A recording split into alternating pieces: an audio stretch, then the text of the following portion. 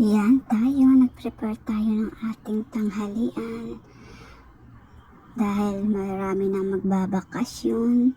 So ayan, nag-usap-usap na magdadala ng pagkain ang bawat isa para magsalo-salo sa kainan. So ayan na nga, nakahanda na nga tayo ng lamisa at naglalabas na tayo ng mga pagkain, mga dala ng bawat isa. So ayan, nilagay na natin ng ating kanin. Meron tayong nilutong pansit canton, meron tayong ensalada na inihaw na talong, at meron din tayong gulay na green leaves. So ayan, at meron din tayong chicken curry, at meron din tayo syempre salad na gulay. So ayan, 'di ba? Ang sarap ng pakaramdam pag nagsasalo-salo ang mga magkabarkada. At syempre meron din tayo diyang piniritong isda. So ayan, magsasalo-salo na tayo. At meron din tayong alamang na super yummy.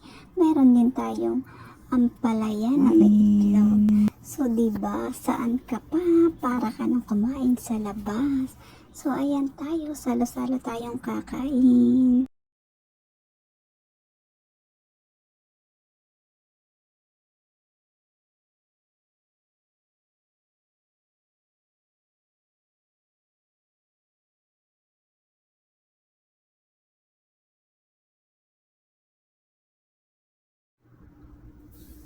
So ayan na, kumakain na tayo.